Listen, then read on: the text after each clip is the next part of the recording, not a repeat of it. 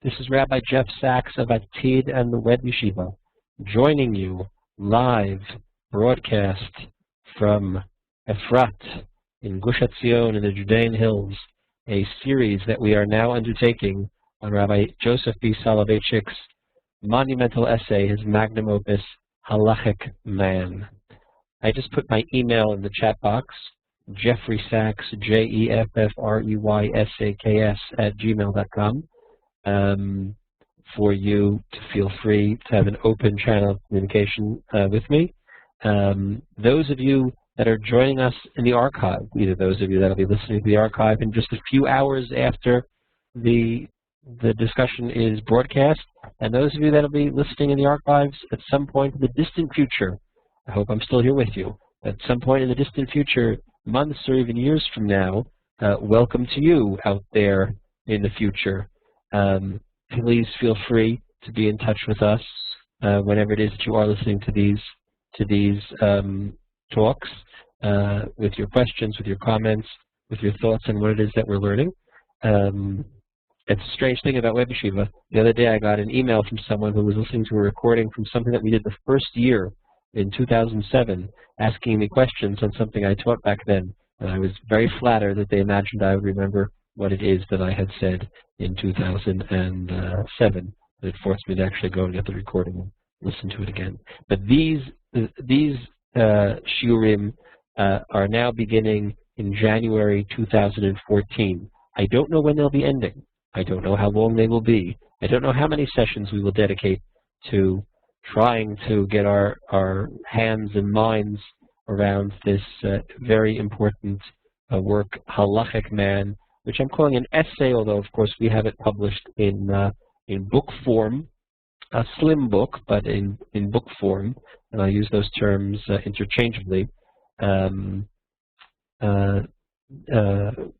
liable to, if we make our way through, and I bent to the pressure that some of you brought to bear that we should dedicate our study to this particular text. Over the past number of years, we've studied quite a few of Rabbi Soloveitchik's shorter essays together, and this really is a daunting undertaking, and one that I must admit I've put off a little bit over the years to teach in this form. I've had an opportunity to teach and learn the essay with students in other settings in the past, and that's the nature of how WebYeshiva is. We'll begin and we'll continue until we come to the end, and whenever that'll be, maybe we'll have a chance to meet together in Yerushalayim and celebrate. But it's liable to be more than a few weeks. I can't promise that we'll study each page, each paragraph, each sentence in depth. That would take us forever. But I do hope that over the course of however long it will be, we will really be able to make a comprehensive study of Halakhic Man and the ideas that stand behind it. Just a few technical notes as we begin this task. Of course, Halakhic Man was the Rav's signature essay, so much so that he himself is often called the Halakhic Man. I think actually the term, the Ish HaHalacha, in Hebrew, is engraved on his very tombstone.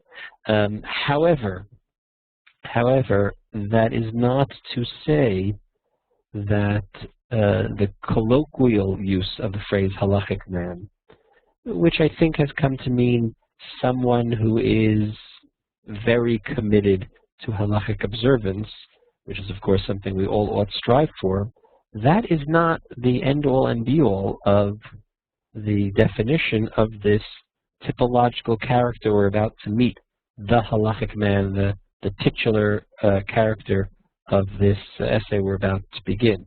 It's far more complicated than that, as we shall see. Second point, man, as was the nature of an essay written in the 1940s and perhaps formulated even earlier, the Rav writes in gendered language, but there is nothing at all in the essay that would limit itself to men over women. But since it would be not possible to stop and make this caveat each and every time He does use gendered language. I'm just going to put a footnote into the conversation here and let it stand throughout the rest of our discussion, that all of the discussions of the religious personality as depicted in the Halakhic Man, the religious man, the scientific man, the cognitive man, are equally true to men and to women. And the essay is, of course, stylistically a product of its times before these sensitivities came into focus.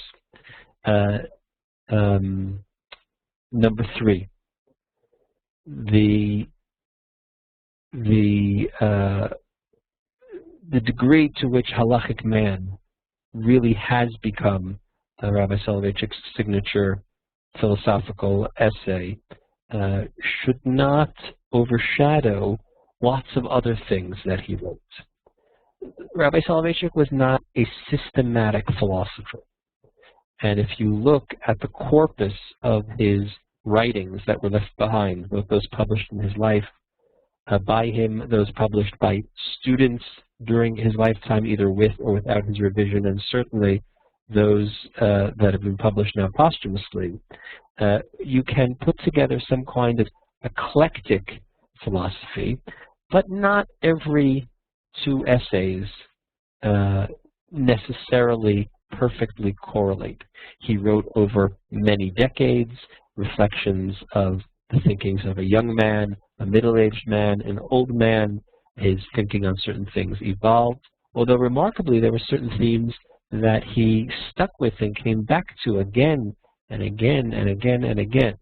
The attempt to try to correlate all of his writing and all of his thinking would by definition be somewhat frustrating. Many of you were with us in a series that we had, a year or 2 ago, looking at The Lonely Man of Faith, perhaps his second most significant essay. We should say that to a certain degree, the Halakhic Man is a character that he portrays here with great passion, with great admiration, but to a certain degree, he does not fully identify with this character of the Halakhic Man in a number of important ways. And as we move through the essay, we encounter those points. I will try to make a point of showing the areas in which he himself does not fully identify with this character that he portrays with great adoration. And to a certain degree, this other character that he portrays, the lonely man of faith, the Isha Emunah, is much closer to how he views his own inner religious life in practice. In that essay, The Lonely Man of Faith, I gave, by way of introduction, a full lecture that was a kind of overview of Rabbi Soloveitchik's biography and his introduction to his thought and some of the major trends. I'm not going to repeat all of that now because many of you were in that talk, and over the years I made reference back to that, and it is archived, and on the homepage on WebYeshiva.org for this particular course, on this particular first session, there's a link there to get to that introductory session for anybody that feels some more background to the man and his work and his mind would be useful, and I certainly recommend that to you. Just briefly stated, of course, Rabbi Soloveitchik was born in 1903 and died in 1993, and spent the bulk of his career, although he was, of course, born in Europe, educated principally by his father, Rabbi Moshe Soloveitchik. We spoke about his father in our last series of talks on the essay Kodesh and Chol, which was delivered as a memorial lecture for his father. He went off at a certain point to study philosophy, receiving a PhD at the University of Berlin. And those of you that have made your way through or have attempted to make your way through Halakhic Man will see that there are many, many references to philosophical trends and movements and ideas and thinkers, and presumably encountered these in his academic studies. He moves to the United States, settles in Boston, upon the death of his father in 1941, he is appointed as Rosh Yeshiva, the head of the Yeshiva division at Yeshiva University in New York. Continues to live in Boston and commutes back and forth. In Boston, he was the rabbi of the Orthodox community and was the founder of the Maimonides School, first in elementary and then a high school. But his principal perch for teaching and influencing American Judaism and American Orthodoxy was from within Yeshiva University, and he became something of the symbolic head of what we today call modern Orthodoxy, even though that was a term that he did not use. And the community, the modern Orthodox community, if we look at it today, and then in his day, would have been something that was not, which he would have identified with, but with a great deal of reservation and with a great deal of critique. He was not easily placeable into any one box. His principal mode of communication and education was through his Talmud shiur, his Gemara shiur in Yeshiva, where many thousands of students passed through, many of whom went on to become rabbis and leaders of the Jewish community in the United States and elsewhere. But he also was a public intellectual and spoke on a variety of topics, and he was a spokesman for Halakhic Judaism. Now, this term halakha of course means Jewish law. This nickname for the system of Jewish law, halakha, literally from the term lalechet, to walk, the path in which we must walk is the halakha. Halakha has two different meanings that are used somewhat confusingly but interchangeably. I'll say, this is not the typography that's used in the book, halakha with a lowercase h. Halakha in its common sense means laws. So someone might ask, if on Rosh Chodesh I forgot to say Yalla V'Yavo in Mincha, what's the halakha? Meaning, what's the din? What's the law? What's the status? What's the halakha of a meat spoon that fell into a milk pot? That's what we mean in the kind of garden variety use of the term. But halakha with a capital H, the way it's used here in the title of this book and throughout much of the book, is a synonym that Rabbi Soloveitchik favored for what other thinkers might have referred to as Judaism or Torah or the Jewish worldview or the Jewish hashkafa or the Jewish philosophy. Rabbi Soloveitchik believed to the very core of his being that the halachic system, the system of Jewish law, which, again, we have to be clear on, doesn't just mean the kind of black on white law books, but the philosophical principles and ethics that stand behind the halachic system. That was the source of Jewish philosophy. More than anything else, that is the source of Jewish thought and Jewish philosophy and the authentic Jewish worldview. Now, in so doing, he was partially motivated. When I say the halachic system, I mean principally that embodied in the Talmud, in the Gemara, in the oral law, but the entirety of the Jewish corpus of Jewish writing, Jewish legal writing.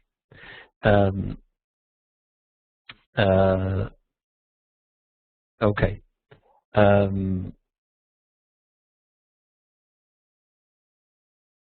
The essay was originally published in Hebrew in 1944 in the journal Talpiot. There was a journal of rabbinic organization, I believe. It was published in 1944 in Talpiot in Hebrew, and it was only translated into English in 1983 by Lawrence Kaplan in this edition that we have. There are a number of different printings of the book, but they're all identical. The pagination of all of them is identical on the inside, regardless of which cover it looks like, although almost all of them have this, some have this little symbol. The book having had won the National Jewish Book Award when it came out at some point. It's been published by different publishers, I think, over the years, but the inside is all the same. So whichever edition you have, it's going to be universal pagination. There's never been a second edition or anything like that. I will make certain pages scanned available for our study together, but I do strongly, strongly, strongly recommend that everybody get a copy of the book. To the best of my knowledge, it is not available as an ebook. If somebody finds that I am wrong, please definitely send me the link so that we can share it with everyone else. But it is available in the United States, at least. It is available in on Amazon and other books. It's available. You can buy it used at a discount. Here in Israel, it's usually available in the bookstores that sell English Torah books, and sometimes even in the major book chains like Stamatsky and Somet Svarim and the like. It certainly can be ordered. I do very strongly recommend that if you will be along with us on this ride, however long it will be, for us to make a headway into through the book, that you get a copy for yourselves. And it is, of course, an essential component of any well-stocked contemporary Jewish library. Yes, and there, thank you, Dov. There's the link to the book on Amazon. And again, I find that buying these books, secondhand, used on Amazon, it's usually fine, and you can sometimes save a great deal of money.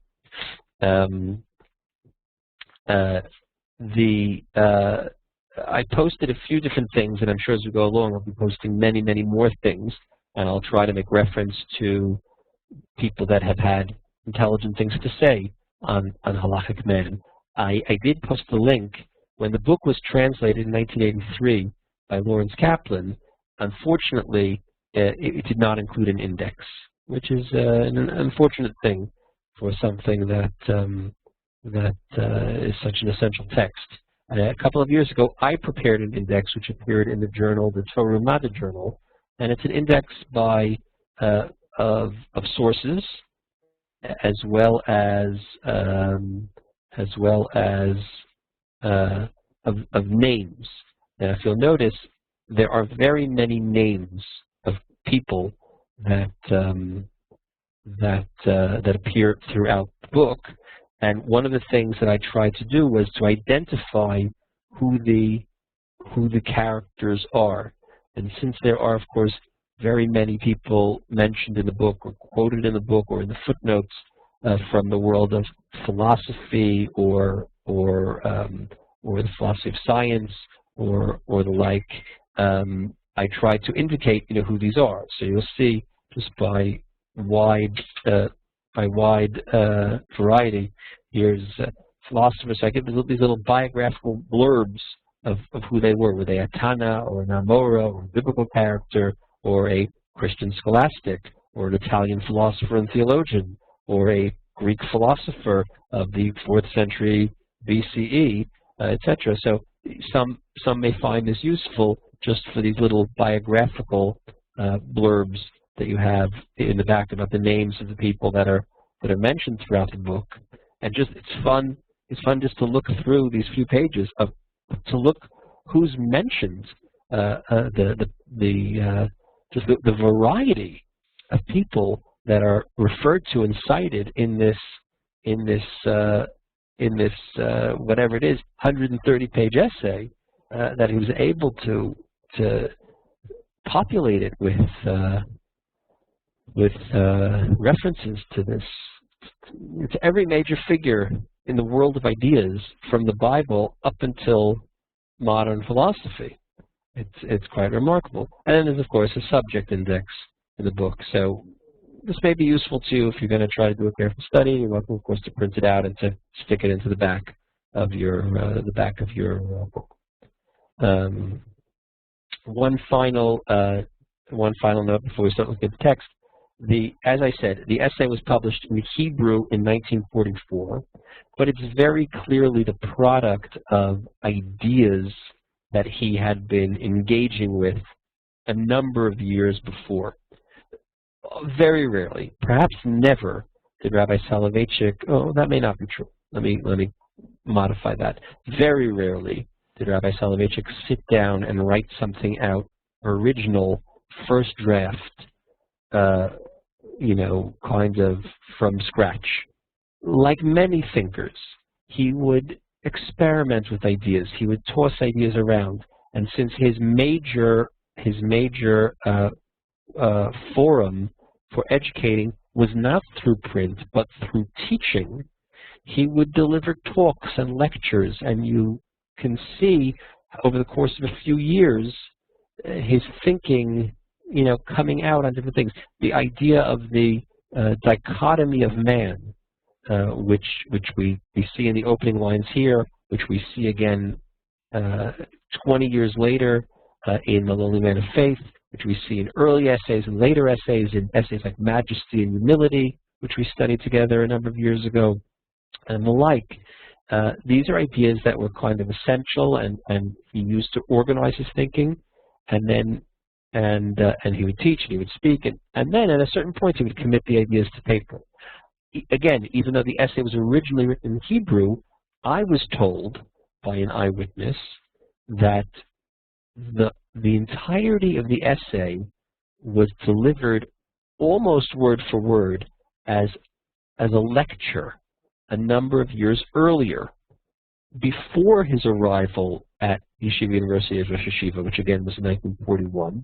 At some point in the late 30s, he was invited to deliver some kind of major address at Yeshiva University, and he delivered what was essentially the content of what became this essay, the Ish HaHalacha, the man of the Halakhic Man.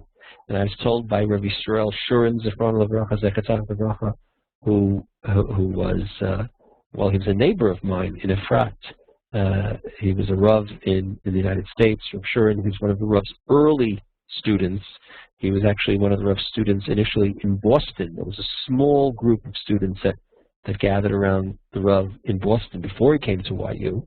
It was Rav Shurin, who was Rav Yaakov Kamenetsky's son-in-law, among other things, and Rav Aaron Soloveitchik's brother-in-law. He was a brother-in-law to the Rav's younger brother. He was present at this talk in the late 30s at Yeshiva University, and the Rav delivered it as a talk, and it was delivered in English. And there may have been certain kind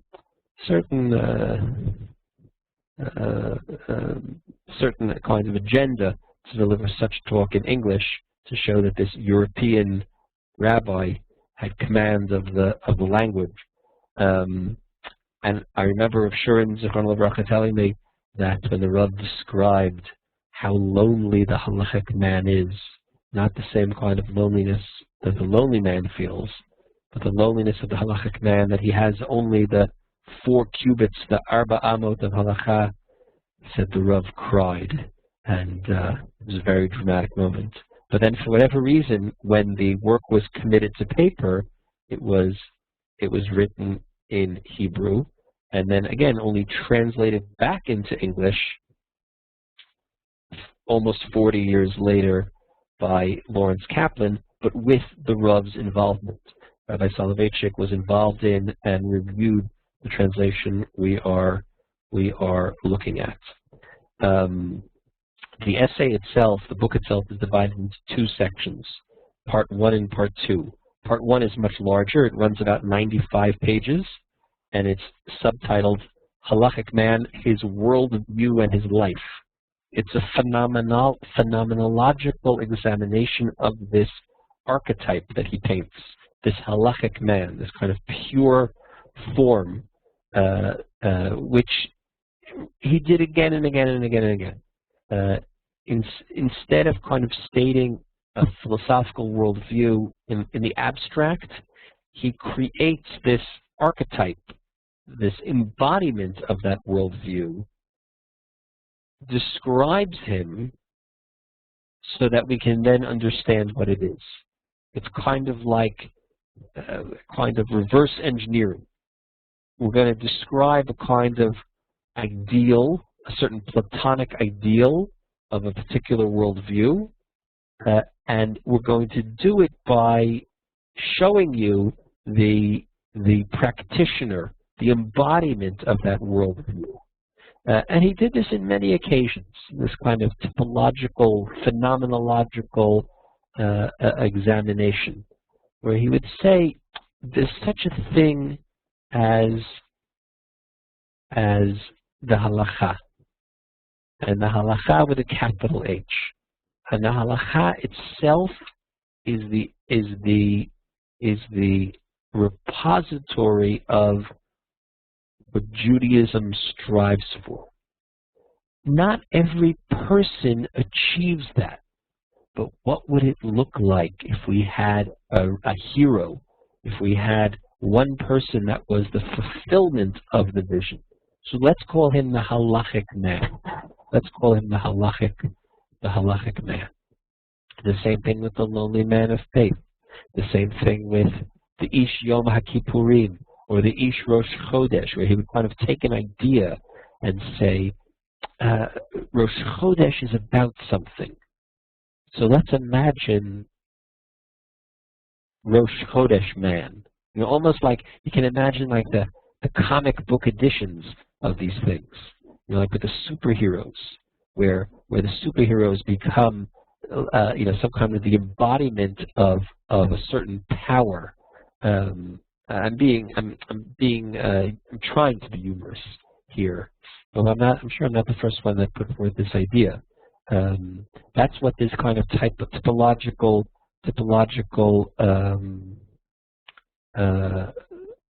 presentation that he favored was. He often did this in hespedim, in eulogies that he would deliver for friends or colleagues or teachers or important rabbinic leaders that passed on. And he, as a world-famous orator, which he was, would be asked to deliver a eulogy for the deceased. And very often, instead of speaking about the person who died, he would say, the dearly departed, he was all about this or all about that. He would try to distill the person into a personality type. And then he would say, he was a person of this quality. And he would describe the exemplar of that quality in the abstract, in a kind of archetype. And then go back and tell you that that person was like this.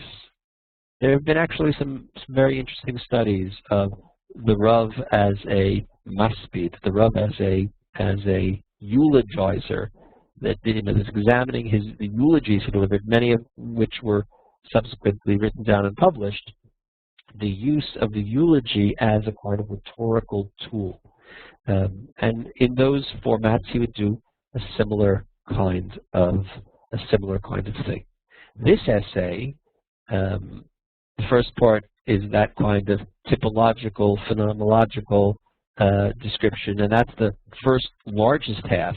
A full 3/4 of the essay is this part one, the descriptive part, and then the second, much shorter part two, which we'll get to at some point in the distant future, is called His Creative Capacity. That runs only about 35 pages, and that is focusing on one particular characteristic of the Halakhic Man, his penchant for creativity. And we'll have to spend some time when we get there talking about what he means by creativity. In this first major philosophical essay, the essay is not dedicated to anyone, but the spirit of his father, who had died just a few years, three years before the essay was published. His father and his grandfather, the great Rabbi Chaim Brisker, and his uncle, who at the time, of course, was still alive, Rabbi Velvel, the Brisker Rav of Jerusalem. These three men, his father, his grandfather, and his uncle, may have been the only true embodiments of Halakhic men. in his life or in his experience. And it's not surprising that he opens the book with this what's the word for that? That little quote that opens a work, not the leitmotif, it'll come back to me. But with this quote from the Gemara in Sota, at that moment, Dmut Yukno Shel Aviv. Oh, an epigram. Correct. Thank you. An epigram. At that moment, the image of his father came to him and appeared before him in the window. And that, of course, is the Gemara's description, which Rashi quotes, about Yosef HaTzadik in Beit Potiphar, as Potiphar's wife is trying to seduce young Joseph because of his beauty, and he's tempted to sin. The image of his father, the image of Yaakov, comes to him, and that's what protects him there in the face of temptations. And it's a very,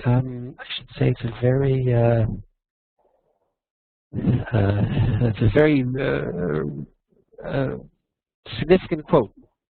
First of all, he himself was a Yosef, and he himself was a Yosef who went off and found himself in a setting very different than his father's home in which he was raised. To go off to be a young son and grandson of rabbinic royalty in Poland, in Lithuania, in parts of the world where he grew up, and to go off to the university in Berlin, and to be exposed to a world of ideas that were completely foreign to everything in his upbringing. Well, it's not the sexual temptation of Yosef in Potiphar's house, but it is a temptation. It is an exposure to things, and the idea that the image of his father, the image of his grandfather, the image of his uncle stands before him and lets him keep his bearings is quite significant here at the beginning, particularly of this essay. So let's begin, after that rather lengthy introduction, let's begin by rolling up our sleeves and at least making our way through the first chapter. Again, the book is subdivided into two parts, and then each part is divided into these chapters. Halakhic Man reflects two opposing selves. Again, the Halakhic Man is this pure ideal type. In reality, it could be no one is a pure ideal type. But if you take, we're all hybrids. I remind you of what we discover when we get to the end of the essay, The Lonely Man of Faith. The description of Adam 1 and Adam 2, these two types of religious personalities, the majestic man and the covenantal man. And in the end, of course, the Rav is very clear. None of us, no one person is either or. We are hybrid. We contain multitudes. There are different aspects to our personalities, and there are different aspects to our religious personalities. But kind of putting the religious personality into a centrifuge and divvying it up into its kind of pure components helps us understand something about the kind of complex hybrid and mixture of disparate forces that each of us contains in our own personality. Halakhic Man reflects two opposing selves. Two disparate images are embodied within his soul and spirit. So Halakhic Man is this hybrid of two different opposing forces. On the one hand, he is as far removed from homo religiosus as East is from West, and is identical in many respects to prosaic cognitive man. Prosaic meaning prose, meaning the unpoetic. There are two disparate characters, and the Halakhic Man is both. He possesses both of them. It's like a yin and a yang that are pulling within the personality of Halakhic Man. But yet Halakhic Man is greater than the sum of these two parts. Now these two characters are cognitive man, in Hebrew, the ish hada'at, the man of knowledge, cognitive, cognition, thought. We might identify him as the scientist, but again, a kind of pure image of what a scientist is. I mean, don't tell me that a lot of scientists are religious. They are. That's not what he's talking about here. He's talking about the man who approaches the world through the prism of science alone, through the prism of pure knowledge alone, through the prism of pure reason. And he nicknames this character cognitive man. Cognitive man. And the opposing force is homo religiosus. In Latin, there's no hard G. I learned from years of high school Latin. So it's homo religiosus, or religious man. Wait, is there a typo there? No, no typo. Homo religiosus, or religious man. Now you would think that being a religious man is the highest peak that we should aim for, but that's not the way in which he uses the term here, and we'll see.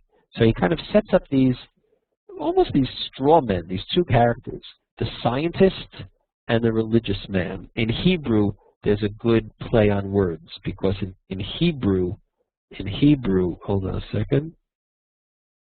In Hebrew, cognitive man is ish had. Oh, get a better color there.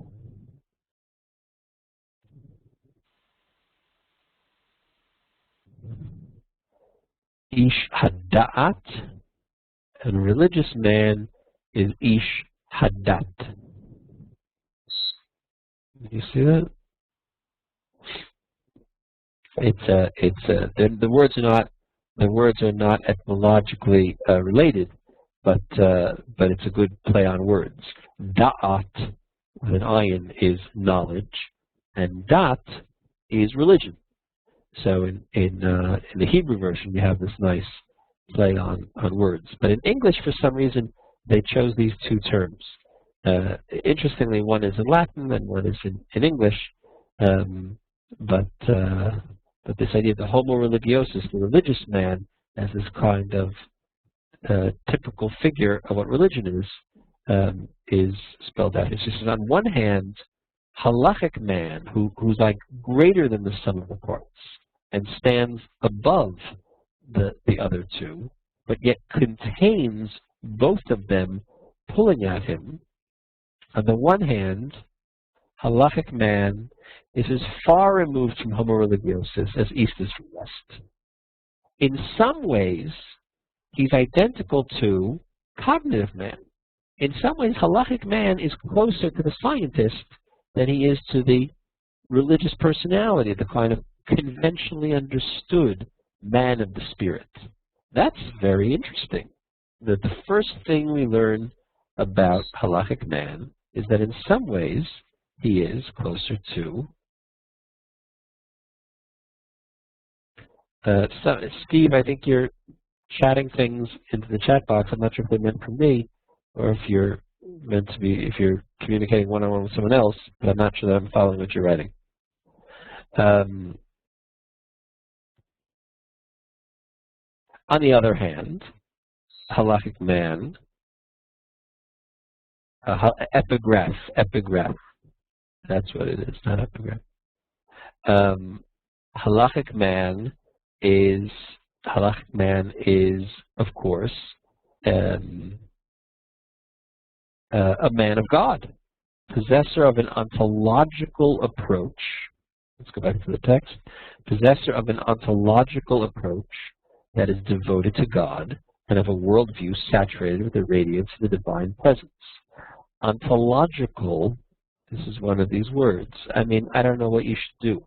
I mean, we're in need of an annotated edition of Halakhic Man. And as we go through, maybe one of you wants to prepare it. But in the old days, we would like jot a note on the side margin of the book after we looked up what ontological was. Ontology is the philosophical school that examines the study of being and existence. So the ontological approach, the ontological worldview of Halakhic Man means that when he looks at the world, when he looks at creation, the way he interprets the world around him is principally a religious worldview. And he's going to define and give examples of all these things as he moves on. But this is part of the two opposing selves, the disparate images. On one hand, he's the scientist, and again, by scientist, I mean this kind of a stereotypical image of the scientist that interprets the world through one prism. But on the other hand, he's a man of the spirit. For this reason, it is difficult to analyze Halakhic Man's religious consciousness by applying the terms and traits that descriptive psychology and modern philosophy of religion have used to characterize religious personality. He says, we can't think about Halakhic Man, we can't describe or study Halakhic Man with the same tools and descriptors that the sociology of religion uses to describe religious people. Because he is not a religious person only. He possesses the same rigor and logic and analytical skills and a kind of rational and objective antenna and radar that the scientist uses, that the physicist uses to examine the world. But at the same time, and therefore it would be impossible to kind of study this character of the Halakhic Man with the same criteria that are used by religious philosophers and sociologists of religion and psychologists looking at the nature of the religious personality, because he doesn't fit into that box of the conventional religious personality. But on the other hand, of course, he's not a scientist because he is a man of the spirit. He has an ontological approach which is devoted to God and the worldview saturated with the radiance of the divine presence. And therefore, we need to invent a new category, a new set of linguistic tools and analytical tools to figure out what this creature is. The image that Halakhic Man presents is singular, is unique, even strange. He is of a type that is unfamiliar to students of religion. But if, in the light of modern philosophy, homo religiosus in general has come to be regarded as an antithetical being, fraught with contradictions, who wrestles with his consciousness and struggles with the tribulations of the dualism of affirmation and negation, affirmation and denigration, how much more so is it true of Halakhic Man?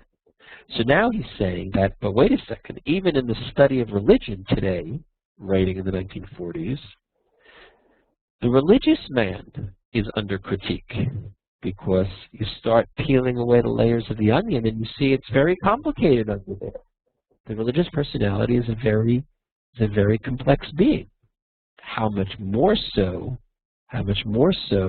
Halakhic Man, who comprises the religious personality and surpasses him and stands on his shoulders. It's important to remember, and we're going to come back to this momentarily, not tonight and next week, it's important to always remember the milieu in which the essay was thought and spoken and written. Religion in the 1940s in the United States, and then progressively more so throughout the 1950s and 60s, was a very complex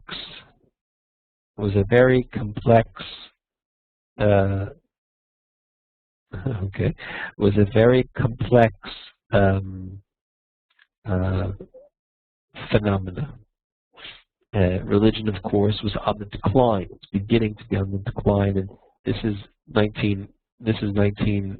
The early 1940s when it's formulated. Maybe the late 30s, published in 1944.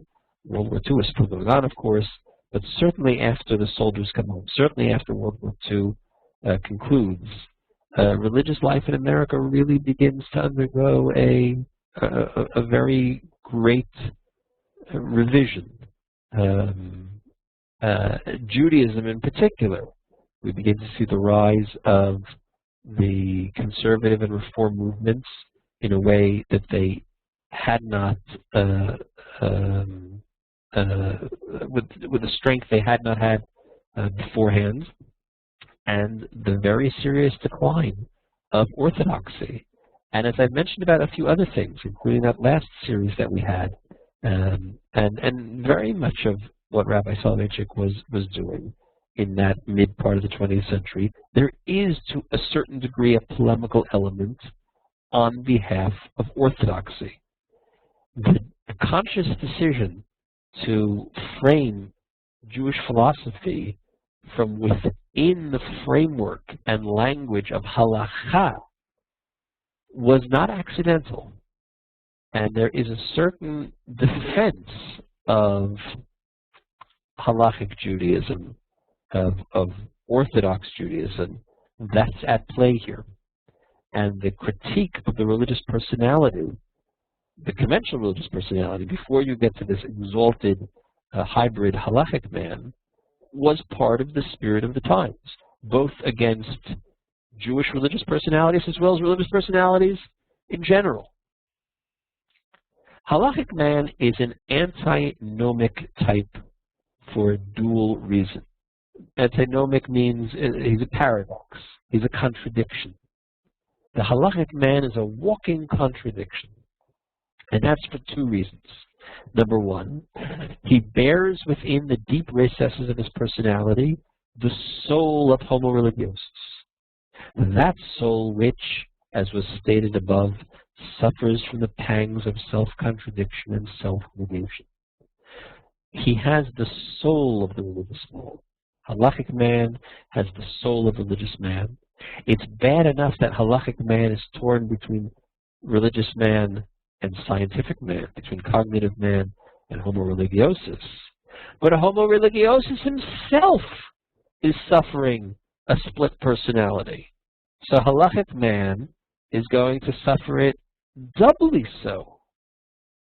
So the self-contradiction, the paradox, which is Halakhic man, comes A, from the fact that he bears the same split of personality and soul that all religious men have, because he is also a religious man, although that's not the totality of his being.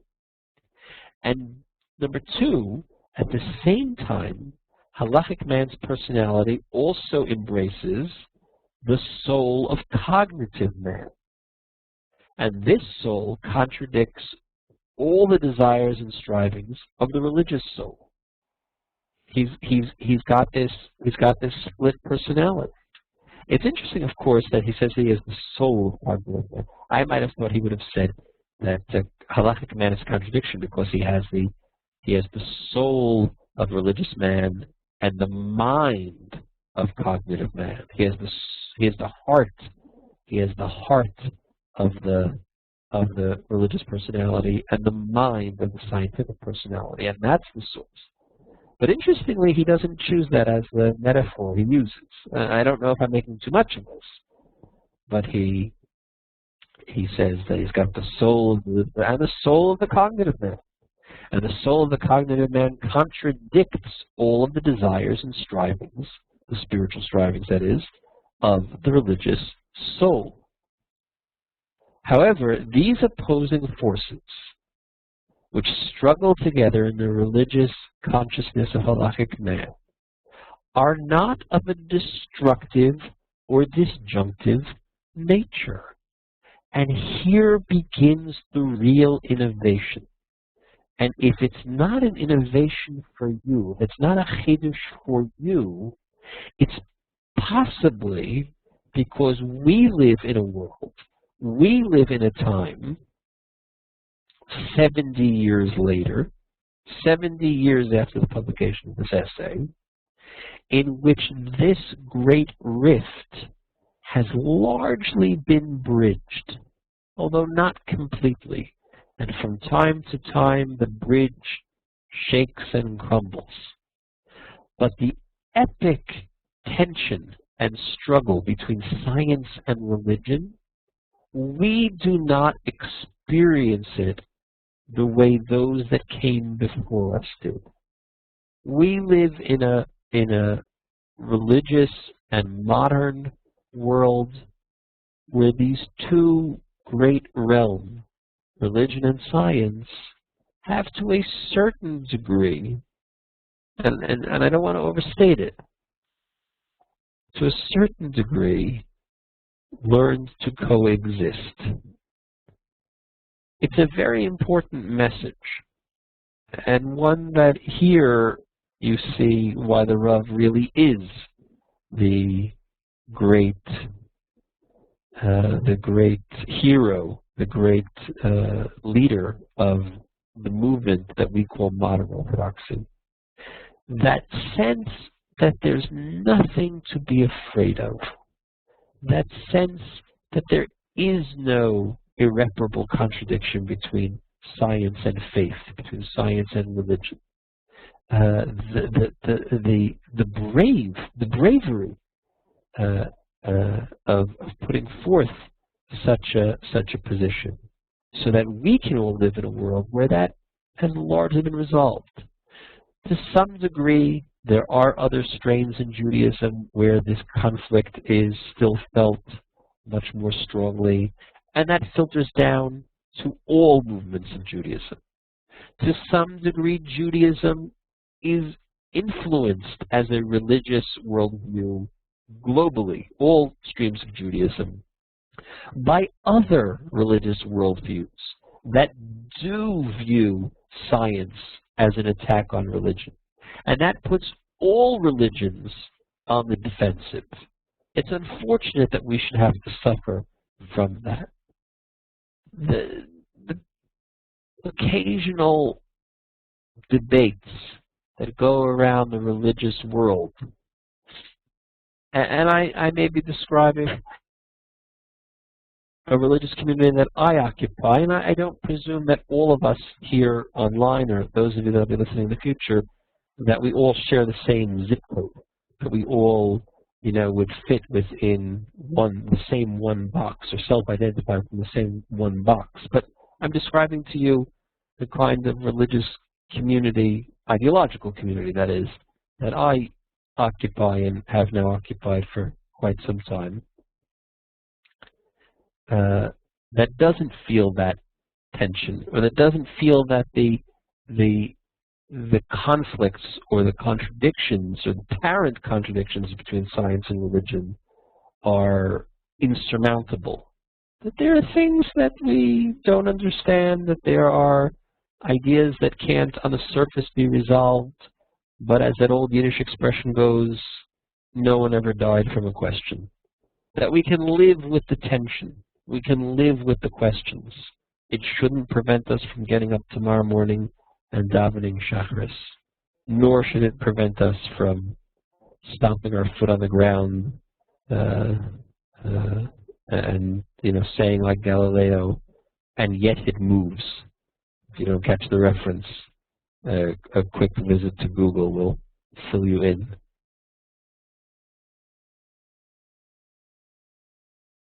That is because if we don't feel those tensions, or if we feel that we can live with those tensions, that's because Rabbi Soloveitchik already paved the way before us by telling us that there's really nothing to fear in the encounter between cognitive man and religious man, between science and faith. And that is, of course, his great gift to the Jewish world. But on the surface, these opposing forces which struggle together in the religious consciousness of Halakhic Man, being part religious man and part scientific man, they're not destructive. Halakhic man is not some illegitimate, unstable hybrid. On the contrary, out of the contradictions and antinomies, there emerges a radiant, holy personality whose soul has been purified in the furnace of struggle and opposition and redeemed in the fires of the torments of the spiritual disharmony to a degree unmatched by the universal homo religiosus. The struggle between these two worldviews can be overcome, and we can stand on the shoulders, and we can incorporate both of them into our personality, albeit they'll continue to struggle. But you know what? It's not bad to struggle. It's not bad to have tension. And in here, we see the Kantian element, the Hegelian element in Rabbi Soloveitchik's thought. Thesis, antithesis, synthesis. You have two antithetical worldviews that can be synthesized into a greater personality. And we need to understand this personality, the Halakhic Man. But first, in order to do that, he's going to spend about a dozen pages helping us first meet these two component parts before we can figure out how they are put together in this dialectic tension to create a pasuk, katuv hashlishi hamachriya b'nei, a third resolving verse that stands above and greater than the two of them. Next week we'll continue probably from where we left off, although I can't promise that from time to time we're not going to jump around. Try to read ahead. It's probably good for you. Of course, I welcome your questions and comments and thoughts as we move along. And I really, really, really do encourage you to get your hands on a copy of the book. And we will meet again next week.